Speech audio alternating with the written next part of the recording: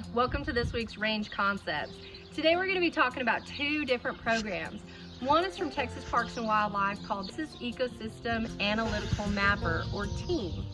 The other tool we're going to be talking about today is from the Kleberg Research Institute called the Seed Mix Map.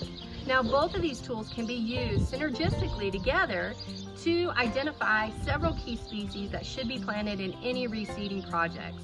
So if you're working with landowners and they've got a right-of-way or a pipeline coming in on them and they're going to be disturbing some land and they need that seed mix recommendation, I'm going to show you how to use these two tools to build reliable, confident recommendations for those seed mixes.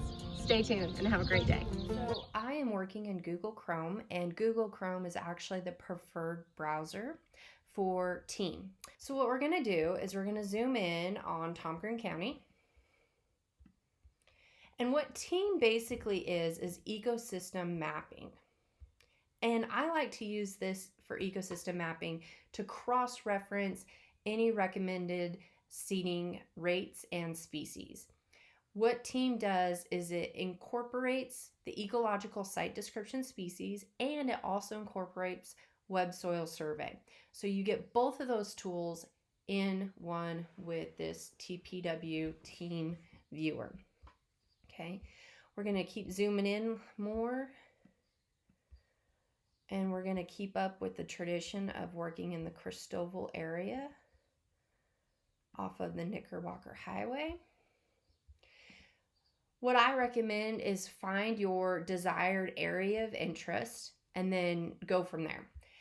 Once you find the area you want to work, okay, you can switch between map, hybrid,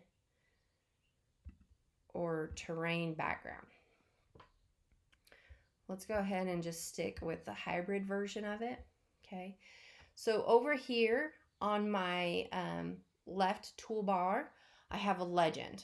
Okay, and that's basically this button right here expanded out. Counties are highlighted, but now let's say, since I found where I'm working at, I want to also look at the ecological system that I'm working at. And what's it going to do?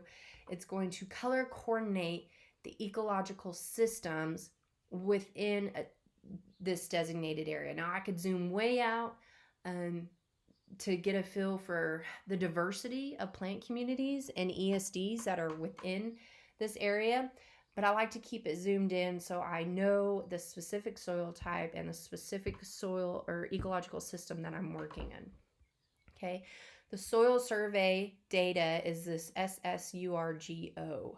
Okay, let's zoom in just a little bit more.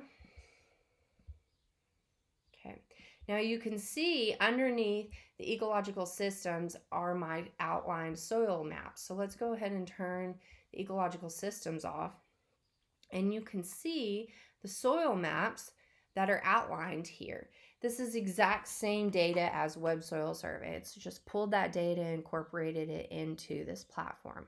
Okay, now I can make that more or less transparent by moving this bar over here.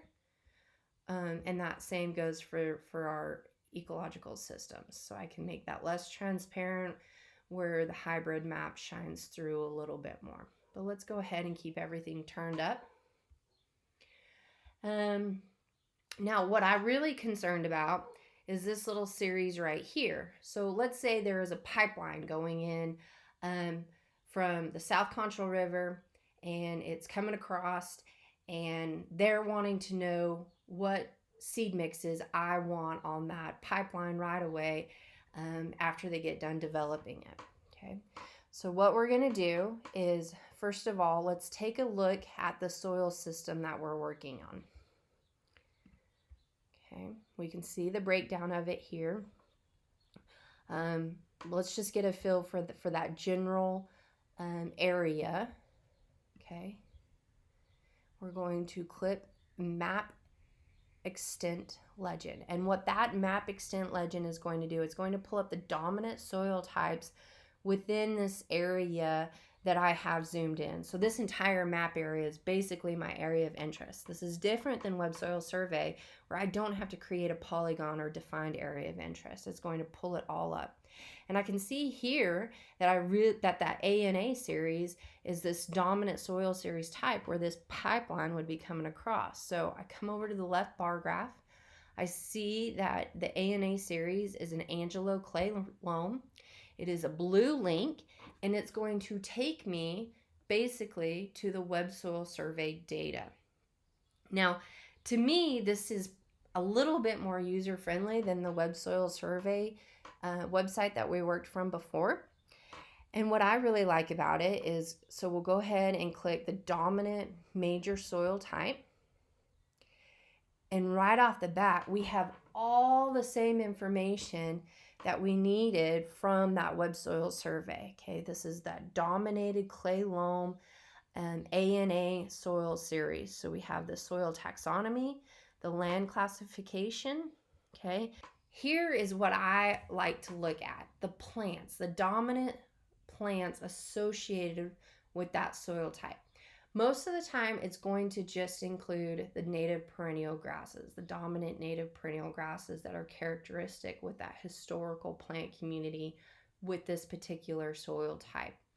Now, I like looking at those grasses because that gives me a feel for what that plant community potentially could be and what that soil type is capable of producing. It also gives me a range of production. Okay, or an average amount of production associated with that site. Okay. Like we're going to switch gears and go to a new website from the Caesar Kleberg Wildlife Research Institute, and this is called the Seed Mix Map. Okay, what this is going to do is build me a seed mix recommendation of a certain identified area. So let's go back to Tom Green County. Okay, it's going to be broken out in its West Texas area. Now, they have broken Tom Green County. They kept it pretty basic. So they've broken Tom Green County into two ecological site descriptions: Edwards Plateau and the Rolling Plains. So seed variety mixes, okay, seed variety species, the recommended percentage of the mix, and then the recommended plant rate of pounds pure live seed per acre, okay? Breaks it down into the recommended grasses and then also into forbs and legumes if so desired. Okay, remember we were on that ANA series. Click that.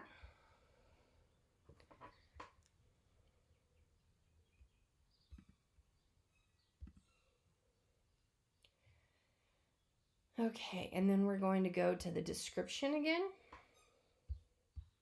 And here's our plants, recommended plants associated with that site.